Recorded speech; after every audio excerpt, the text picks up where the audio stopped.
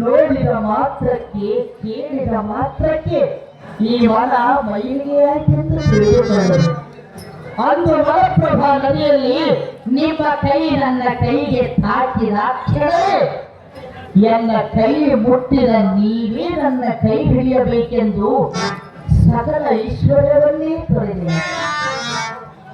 ಆಶ್ರಮವೇ ನನ್ನ ಉಸಿರೆಂದು ತಿಳಿದು ನಿಮ್ಮನ್ನು ನಂಬಿ ಬಂದೆನು.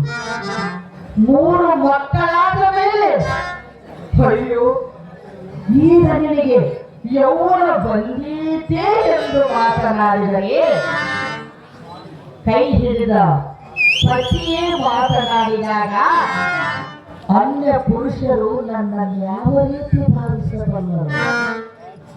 ತಪ್ಪು ಮಾಡಿಲ್ಲ, ಮಾಡುವ ಹೆಣ್ಣು ನಾನಲ್ಲ. ನೀರು ತರಲು ಹೋಗುತ್ತಿಲ್ಲ,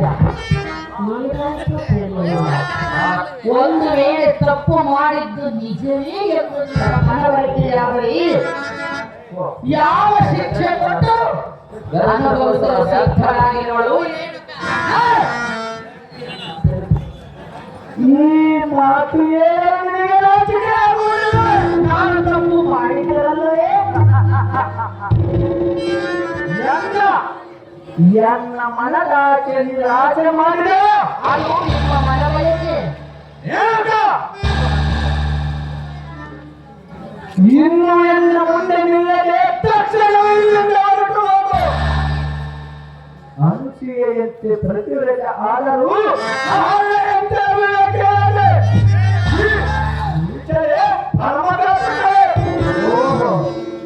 ಹೊರಟು ಹೋಗು ಹೊರಟು ಹೋಗು ಎಂದಾಕ್ಷಣ ಇದು ಸಂಸಾರವೆಂದರೆ ಗೊಂಬೆ ಆಟವಲ್ಲ ಸ್ವಾಮಿ. ಹೊರಟು ಹೋಗು ಎಂದಾಕ್ಷಣ ಹೆಣ್ಣಿಗಿರುವುದು 5 ಮುತ್ತೈದೆತನ.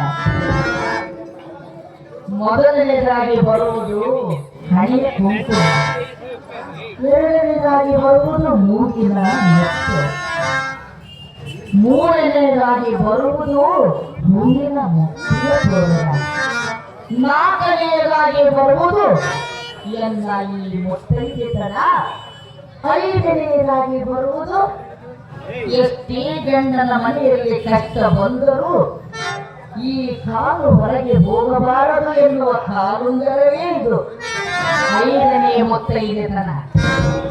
ಇದನ್ನು ಮರೆತು ಹೊರಟು ಹೋಗು ಎನ್ನುವುದು ಎಷ್ಟು ಸುಲಭದ ಮಾತು. ಈ 5 ಮುತ್ತೈದೆತನದಲ್ಲಿ ಇರಬೇಕಾದ ಬೆಳೆಯ ನಿಮಗೆ ಗೊತ್ತಿಲ್ಲವೇ ಸ್ವಾಮಿ? ಸಾವು ಸನ್ಯಾಸಿ, ಆಶ್ರಮವಾಸಿ. ಈಗ ಹೊರಟು ಹೋಗಿ ಎನ್ನುವುದು ಇದು ಯಾವ ಆಸೆ? ನಿಮ್ಮನ್ನು ಅರಳಿ ನಿಮ್ಮ ಆಸೆಯಲ್ಲಿ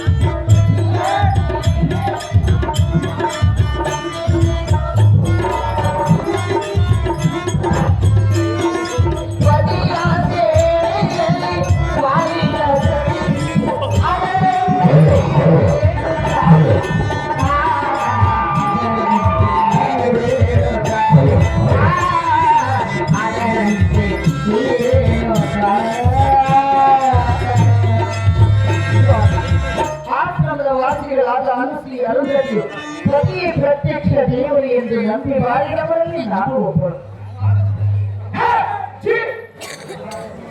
ಆತ್ಮಳೆ ನನ್ನ ಪಾದಗಳನ್ನು ಮುಟ್ಟಬೇಡ, ಆ ಯೋಗ್ಯತೆ ನಿನಗಿಲ್ಲ. ಕೈ ಹಿಡಿದ ನಿನ್ನನ್ನು ಮಹತ್ತರವಾದ ಸ್ಥಾನಕ್ಕೆ ಕರೆದೊಯ್ಯಬೇಕೆಂದುಕೊಂಡಿದ್ದೆ. ಆದರೆ ನಿನ್ನ ಅವಿವೇಕವೇ ನಿನ್ನ ಕೀಳಮಟ್ಟಕ್ಕೆ ತಂದಿತು. ನಿನ್ನೊಂದು ಸಾರಿ ಸತಿ ಎಂದು ಮನ್ನಿಸಲಾದ ಈ ಮುನಿಕುಲ ತಿಲಕ